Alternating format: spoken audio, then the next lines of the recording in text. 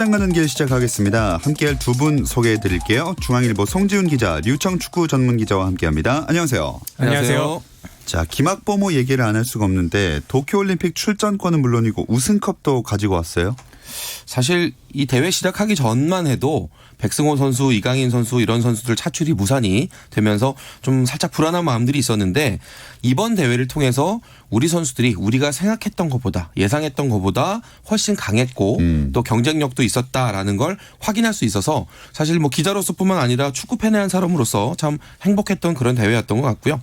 우리 선수들 이번 도쿄올림픽 최종 예선 겸해서 열린 이 아시아 23세 이하 챔피언십에서 당초 목표였던 올림픽 9회 연속 진출 이뤄냈고 뿐만 아니라 역대 최초로 이 대회 우승도 했었죠. 네. 20세, 17세에 이어서 23세까지 우리가 연령별 대표팀에서 이렇게 좋은 흐름을 계속 이어갈 수 있었다는 거 좀 의미 있는 성과였다고 봅니다. 결승전은 일단 올림픽 진출을 확정한 다음에 열렸으니까 긴장이 좀 덜 되긴 했는데 골이 좀 오래 안 터지더라고요. 네, 일단 그 4강에서 이제 호주를 꺾으면서 이게 저도 그 올림픽 출전권을 가져갈 수 있었지만 일단 이 사우디아라비아를 꺾고 이제 우승하는 게 이제 목표였거든요. 예. 왜냐하면 이제 한국이 이번 대회까지 포함해서 네 번째 이제 U23 아시아 챔피언십인데 한 번도 우승을 못했어요. 말로는 아시아의 호랑이라고 하면서도 한 번도 우승컵을 갖지 못해서 이번에 꼭 이기겠다 했는데 역시나 사우디가 끈적끈적한 수비를 펼쳤고 결국 이 연장전에서 이동경 선수의 이제 크로스를 받은 정태욱 선수가 높이 뛰어올라서 헤딩 제가 보기엔 독수리 슛 같은 걸 넣었거든요. 그렇게 하면서 이기면서 조금 애를 태우긴 했습니다.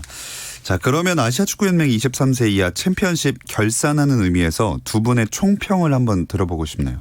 제가 이번 대회를 시작하기 전에 이 방송을 하면서 우리 23세 이하 축구대표팀이 역대 가장 덜 알려졌지만 가장 기대되는 팀이다. 이렇게 표현을 했었는데 그 소개가 틀리지 않았다는 거 우리 선수들이 보여준 것 같아서 뿌듯하고요. 일단 주축 선수들 대부분이 다 그 리그에서 뛰고 있기 때문에 그러니까 2부 리그에 소속이 많아서 잘 알려져 있지는 않지만 이 정규리그에서 작년에 30경기 이상 뛴 선수들이 8명이나 있었습니다. 경험이 풍부하고 그만큼 실전 감각이 올라와 있으니까 그런 부분들이 우리 전체적인 그런 경기력에도 많이 도움이 됐던 것 같고 그런 장점을 또 김학범 감독이 잘 이용한 거죠. 여러 가지로 좋았던 대표팀이었습니다. 자, 전승 우승이란 성공적인 결과물을 가져왔는데요. 그래도 보완점을 찾아야 한다면 어떤 게 있을까요? 일단 이번 대회는 그 골키퍼 송범근 선수를 제외하면 23명 엔트리 중에서 계속 나왔던 선수가 거의 없습니다. 사실 골키퍼 2명을 제외하면 21명이 다 뛰었는데 그만큼 이제 주전이 없는 상황에서 뛰었고 어떤 기사를 보니까 경기당 평균 5.8명을 교체했더라고요. 그런 걸 봤을 때 이번 대회는 이제 도박이 어떻게 보면 결과적으로 아름답게 끝났지만 아마 본선 무대는 완벽하게 다를 것이다. 본선에서는 한국이 이제 가장 잘할 수 있는 걸 찾아야 되는데 과연 그것을 어떻게 찾을 것인가. 제가 보기에는 뭐 지역적인 문제보다는 이제 어떻게 뼈대를 잡을 것인가 다시 시작하는 것이기 때문에 그런 부분에서 좀 우려가 있습니다. 어제 김학범 감독과 선수들의 결산 기자회견이 있었는데 여기선 어떤 이야기가 나왔나요? 뭐 재미난 얘기들 많이 나왔지만요. 한마디로 정리를 하면 무한 경쟁입니다. 이 김학범 감독은 본선에서 좀 더 빨라져야 된다. 속도 싸움에서 이겨야 된다라는 말로 이제 본선에서 어떤 전술을 펼칠지에 대한 그런 이제 힌트를 줬고요. 이강인 선수와 백승호 선수처럼 이렇게 유럽에 나가 있는 선수로도 무조건 합류는 없다. 똑같이 비교를 해서 능력을 인정받을 때만 뽑겠다라는 그런 얘기를 했고 저 개인적으로 재밌었던 건 김학범 감독이 저 알고 보면 자상한 사람입니다. 자꾸 호랑이 선생님이라고 하는데 강한 사람 아닙니다. 이렇게 얘기를 했는데요. 이 방송 통해서 제가 말씀드립니다. 호랑이 선생님 맞습니다. 김학범 감독님 자꾸 그렇게 우기시면 안 되고요. 그러나 강압적인 호랑이는 아니고 아주 합리적인 호랑이다. 이렇게 정리하겠습니다. 도대체 합리적인 호랑이가 어떤 호랑이인지 겪어보고 싶습니다. 그리고 원두재 선수는 MVP 상금 받았는데 이걸 23등분 했다면서요? 네, 2만 부를 탔는데 원두재 선수가 이날 밝히기로는 벌써 이제 개인 계좌를 다 받았다. 왜냐하면 이제 혼자서 탄 게 아니기 때문에 다 그런 얘기를 했는데 오늘 이미 다 계좌가 들어왔대요. 한 선수 빼지 않고 계좌를 보냈다고 하니까 뭐 제가 보기엔 빈말이라도 괜찮아 네가 가져 이랬던 선수는 없는 것으로 보입니다. 그리고 코칭 스태프들한테도 이 계좌를 받기는 좀 뭐해서요. 코칭 스태프들한테는 이미 선물을 돌렸다고 합니다. 굉장히 사회생활을 잘하는 것 같습니다. 아무래도 어제 기자회견에서 김학범 감독에게 가장 많이 나온 질문이 뭐 뼈대 잡는 것도 있었겠지만 와일드 카드였을 것 같아요. 어떻게 보면 지금 이 대표팀은 이제 앞으로 와일드카드 이 세 장을 어떻게 쓰느냐에 따라서 팀 컬러나 컨셉이 완전히 달라질 수 있거든요. 그 이번 대회에 비해서 올림픽 본선에서 이제 엔트리는 더 줄어들고 또 와일드카드 세 자리가 들어오기 때문에 뼈대는 아마도 이 와일드카드 선수들을 중심으로 해서 이제 새로 만들어지게 될 텐데 그런 의미에서 지금 취재진도 이 중요한 변수를 와일드카드로 보고 있는 것이고요. 그런 면에서 이제 어제도 질문이 많이 나왔었는데 뭐 일단 어제 기자회견에서는 김학범 감독은 말을 좀 아꼈습니다. 예. 그 조편성 결과를 지켜보고 와일드카드를 선택하겠다라는 이야기 그리고 와일드카드 선수들은 뭐 실력도 실력이지만 솔선수범하고 희생하는 모습을 먼저 보여줘라. 그런 선수 위주로 뽑겠다라는 대전제 원칙 정도만 설명을 했습니다. 와일드 카드를 안 쓸 가능성은 없겠죠. 그것은 거의 단언컨대 없을 것으로 보입니다. 왜냐하면 뭐 무조건 써야죠, 무조건. 최근 선수들 이번 선수 잘하거든요. 그 송준 기자가 얘기한 것처럼 2부 리그지만 그래도 30경기 이상 출전한 선수도 있고 뭐 이동준 선수 같은 경우에는 2부 리그 MVP라고 해도 될 정도로 잘했지만 예. 그래도 23세 이상의 이제 형들 그리고 이제 꼭 포지션에 필요한 사람들이 있기 때문에 와일드 카드를 안 쓰지는 않을 것 같아요. 그래서 제가 보기에는 와일드 카드를 안 써도 된다고 생각했으면 어제 정말 좀 단언적으로 얘기했을 텐데 김학범 감독이 경기 때도 대회 때도 단 한마디도 꺼내지 않았고 우승 기자회견에서 얘기하지 않은 걸 보면 이 후보자가 아마 워낙 많고 이게 상당히 중요하기 때문에 지금 숨기고 있는 것 같습니다. 그럼 두 분에게 선택권이 주어진다면 어떤 선수를 와일드 카드로 사용하시겠어요? 이 질문이 진짜 어려운 게 제가 개인적으로 김학범 감독님께도 몇 번 여쭤봤는데 예. 그 얘기 지금 하는 거 아니야 이러고 다 잘라버리셨어요. 그러니까 본인도 이거를 속내를 드러내는 걸 참 이렇게 뭔가 좀 주저하시는 것 같은데 일단 경기력과 동기부여라는 그 두 가지 측면을 다 고려를 해야겠죠. 일단 제 느낌으로는 미드필더 권창훈 선수는 뽑아야 될 것 같고요. 또 대표팀에서 이제 공격 흐름 좀 풀어가는 그런 이제 플레이메이커 역할로서 좀 쓸 것 같고 개인적으로는 저는 수비를 좀 더 보강해야 된다고 보는 입장인데 예. 뭐 여러 선수들 이야기가 나오고 있습니다만 저는 영리한 중앙 수비수 정승현 선수 저는 개인적으로 이 선수가 좀 됐으면 좋겠고 그리고 골키퍼를 좀 보강했으면 좋겠다는 생각이 한 번의 실수로 무너질 수 있는 게 이 골키퍼 포지션이고 토너먼트이기 때문에 저는 구성윤 선수 추천합니다. 지금 리우 올림픽 때도 경험이 있고 또 병역 문제 해결하지 못해서 동기부여가 되어 있는 그런 선수라고 봅니다. 네, 원래 이 면제로이드가 엄청 강력한 거거든요. 예, 류청 기자는 3명 누구 하시겠어요? 저도 똑같은데. 네. 그래요? 근데 이제 다만 이제 저는 골키퍼가 아니라 양쪽 이제 풀백도 좀 필요하지 않나. 이번 대회 이제 풀백 선수들이 안정적으로 잘하겠는데 공격력 측면에서는 살짝 이제 부족함이 있거든요. 근데 다만 안타까운 것은 풀백 중에서 누구를 데려가야 할지가 제가 이제 거의 계산이 안 돼서 저는 오히려 이제 중앙 수비수를 한 명 더 데려가는 건 어떤가. 2명으로요? 네, 그래서 3백이나 혹은 이제 한쪽은 완벽하게 막는 변형 3백. 그래서 저는 박지수 선수나 뭐 이런 선수들도 괜찮겠다는 권경원 선수랑 이미 이제 군대에 가 있지만 그런 선수들도 상당히 괜찮다는 생각이 들었어요. 사실 이렇게 와일드 카드 얘기를 해봤는데 김학범 감독이 계속 속내를 드러내지 않을 수밖에 없는 것이 와일드 카드 3명 빠지면 이번 우승 멤버 중에 도쿄 갈 수 있는 선수가 줄어들게 되는 거잖아요. 이게 참 어쩔 수 없는 숙명이긴 한데 이번 대회 엔트리가 23명이었거든요. 예. 근데 여기에 올림픽 본선에서는 엔트리가 18명으로 줄어듭니다.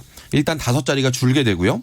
여기에 앞에서 저희가 살짝 언급했지만 뭐 이강인이라든지 백승호라든지 유럽파 선수들이 추가로 가세할 야 가능성이 있고 그리고 여기 더해서 이제 우리가 방금 얘기했던 와일드 카드까지 하면은 지금 이번에 나갔던 선수 중에 아마 10명 정도가 탈락될 가능성이 있어요. 가혹한 상황이긴 하지만 이번 대회에서 이제 줄 서서 생각해 보면 13등 안에 들지 못한 선수는 탈락할 수 있다라는 이제 그런 가능성이 있기 때문에 지금 모든 선수에게 무한 경쟁이 열리는 그런 시점이 됐습니다. 예, 마냥 우승했다고 좋아할 수만은 없는 시기인 것 같습니다. 유럽파들의 합류 가능성은 어느 정도인가요? 제가 보기에는 정말 반반인 것 같아요. 제가 보기에는 어쨌든 와일드 카드도 중요하지만 이제부터 외교적 수완을 좀 발휘해서 뭐 이강인 선수라든가 뭐 필요한 백승호 선수라든가 권창훈 선수도 와일드 카드로 데려올 경우에 이런 것을 미리부터 얘기를 해야 되는데 아마도 김학범 감독은 바로 협회에 요청을 했을 것 같고 협회에서는 원론적으로 아마도 지금부터 이제 접촉을 시작했을 것 같습니다. 최종 엔트리가 언제까지 정해져야 되는 거예요? 그 4년 전 리우올림픽 경우를 찾아보니까 6월 27일이 마감이더라고요. 예. 근데 이번에도 일정이 크게 다르지 않은데 예비 엔트리 등록 마감은 5월 20일. 그리고 그 예비 엔트리에 이름 들어있는 선수들 중에서 18명의 최종 엔트리를 뽑는 건 7월 1일이 마감입니다. 네. 그러니까 그렇게 보면 이제 올림픽 출전을 희망하는 선수들에게는 한 5개월 정도 이제 시간이 남은 거죠. 그 5개월 동안 정말 치열하게 또 훈련하고 기다릴 것 같습니다. 그럼 상대하게 될 팀 올림픽 본선 조 편성은 언제 나와요? 네, 오는 4월 20일에 도쿄에 있는 NHK 홀에서 조추첨을 하게 됩니다. 자, 김학범 감독이 일본보다는 위에 있고 싶다. 최고 성적 동메달 그 이상을 바라본다고 했는데요. 그 목표가 꼭 이루어지길 바라겠습니다. 이번 주도 K리그 오피셜들도 이어졌는데 이 이야기는 잠시 쉬었다 와서 나눠볼게요.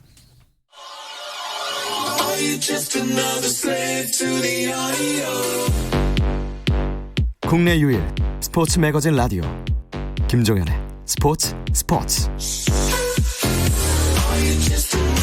금요일 밤의 축구 이야기 축구장 가는 길 듣고 계시고요. 류청 축구 전문 기자 중앙일보 송지훈 기자와 함께하고 있습니다. 이번 주 오피셜들 정리해볼까요? 네, 일단 한승규 선수가 이제 FC 서울로 갔고요. 윤빛가람 선수는 울산 유니폼을 입었습니다. 그리고 이 이야기는 뭐 여러 전부터 나왔는데 조규성 선수, 그러니까 U23 챔피언십에서 골 넣었던 조규성 선수는 이제 안양을 떠나 전북으로 입단했고요. 포항이 안양에서 쓰던 팔라시오스 선수를 영입했습니다. 그리고 상주에서 이제 다시 태어났던 이 박용진 선수는 대전에 갔습니다. 자, 이렇게 선수들이 여러 팀을 옮겼는데 좀 의외였던 소식은 대구와 안드레 감독이 결별한 거였어요. 전지훈련도 같이 가지 않았나요? 이게 사실 감독이 팀을 떠나는 건 언제든지 있을 수 있는 일이지만 이렇게 전지훈련을 가서 새 시즌을 시작하기 직전에 그만두는 이런 케이스가 흔치 않기 때문에 사실 좀 여러 가지로 대구 팬들 입장에서 우려가 나오고 있는데 지난해 말로 안드레 감독 계약은 끝난 상태였고요. 예. 그러니까 재계약 협상을 하면서 전지훈련에 동행했던 그런 상황인데 그 안드레 감독이 지난해 말부터 이제 다른 구단과 접촉하고 있다라는 이야기들은 계속 나왔었고요. 또 이번에 사퇴한 배경에도 이제 중동 쪽에서 좋은 제안을 받았다라는 이야기가 나오는데 대구와의 재계약뿐만 아니라 다른 팀과의 계약까지 좀 폭넓게 검토를 했던 걸로 보이고 근데 시점 면에서는 조금 아쉬움이 있는 그런 결정인 것 같습니다. 대구 입장에서 후임자를 갑자기 막 찾아야 될 상황이 됐네요. 네, 대구는 지금 뭐 발빠르게 움직이고 있는데 뭐 예전에 조광래 지금 이제 대구 사장이 국가대표 감독을 할 때 이제 기술 코치로 되어 있었는데 가마 감독이라고 브라질 분인데 이분이 지금 이제 태국에서 잘하고 있습니다. 그래서 데려올까 뭐 이런 얘기 나왔었는데 아마도 이제 가마 감독 연봉을 대구가 이제 감당하기는 쉽지 않은 상황이고 그래서 이제 나오기로는 이병근 수석 코치가 이제 수원에서 이제 ACL 경험도 있고 경험이 많은 지도자거든요. 이병근 수석 코치가 지휘봉을 잡는 가능성이 더 크지 않겠냐 이런 이야기들이 나오고 있습니다. 자, 게다가 또 어수선한 게 대구가 쿤밍에서 전지훈련하다가 중도에 귀국했잖아요. 대구가 이번 겨울에 좀 우환이 많아요. 예. 이 간판 골키퍼 조현우 선수 협상을 잘 못 해보고 이제 자유개혁 선수로 풀어줬던 그런 상황이 있었고 앞에서 언급했지만 안드레 감독 전지훈련 도중에 팀을 떠났고요. 또 원래는 대구가 이제 쿤밍에서 체력을 만들어 놓고 그 상하이로 이동을 해서 이제 연습 경기를 하면서 실전 감각을 끌어올려 보겠다라는 이런 계획이었는데 신종 코로나 바이러스 감염증 예. 좀 퍼지면서 급하게 중국에서 건너왔습니다. 남해에서 임시로 캠프를 차려놓고 훈련을 하게 됐고요.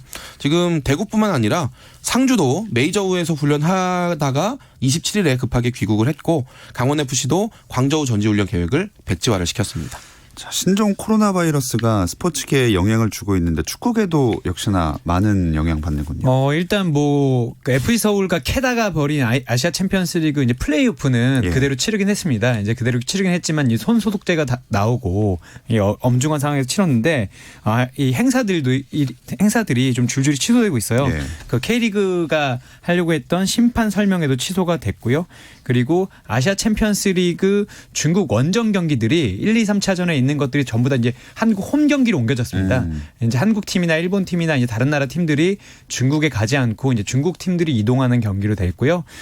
중국 슈퍼리그 그러니까 CSL은 개막을 무기한 연기했습니다. 뭐 이런 결정들이 뭐 나오고 있는데 아직도 좀 우려가 좀 가시고 있지는 않은 것 같습니다. 네. 중국이 모든 축구 경기를 이렇게 무기한 연기했으면 김민재나 김신욱 선수는 언제 시즌을 시작할지 모르는 상황인 거네요. 지금 그 슈퍼리그에서 뛰고 있는 뭐 유럽이나 남미 출신 선수들 중에 나 무서워서 못 있겠고 돌아가고 싶다고 얘기하는 선수들이 공개적으로 나올 정도로 좀 그럴 정도로 이 바이러스 감염증에 대한 공포가 확산되고 있는 건 사실이고요. 특히나 중국은 이 프로축구 경기에 한 2만 명 이상 이렇게 모이는 그런 분위기이기 때문에 좀 불상사를 피하기 위해서라도 이 리그 일정을 연기하는 것 자체는 나쁘지 않다고 보는데 우리 입장에서 보자면 뭐 김민재 선수라든지 또 김신욱 선수처럼 좀 새 시즌 개막에 즈음해서 몸을 만들어 놓고 있던 이런 선수들이 경기 감각을 유지하는 게 좀 어려울 수 있단 말이죠. 특히나 그 류청 기자도 얘기를 했는데 이게 뭐 한 달 늦춰서 3월 22일에 개막하겠다 이게 아니라 무기한 연기이기 때문에 선수 입장에서는 좀 컨디션 조절에 어려움을 겪을 수가 있겠습니다.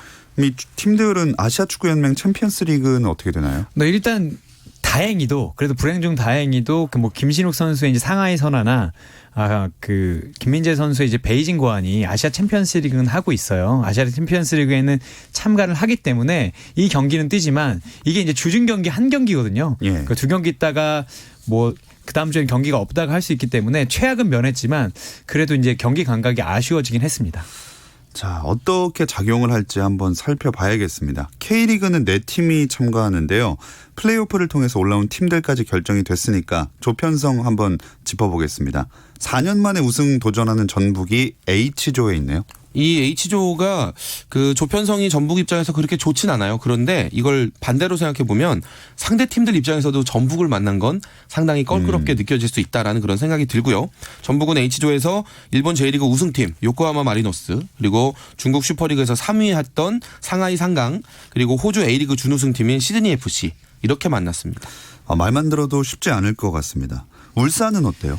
울산도 아주 쉽진 않아요. 제가 보기엔 그 중국 FA컵 우승팀 상하이 선화 그리고 호주 A리그 우승팀 퍼스 글로리, J리그 준우승팀 FC 도쿄 이렇게 만나는데 사실 뭐 전북보다 강한 팀들을 만났다고 보긴 어렵지만 안타까운 것은 이 울산을 전북 시절에 엄청나게 괴롭혔던 듀오가 상하이 선화에 그대로 있습니다. 그 최강희 감독이 이끌고 있고요. 그리고 또 이제 울산 출신이지만 전북 가서 이제 울산을 엄청나게 괴롭혔던 김신욱 선수도 있고요. 그리고 이제 퍼스 글로리나 FC 도쿄도 만만한 팀이 아니기 때문에 자칫하면 16강에 못 갈 가능성도 확실히 있긴 합니다.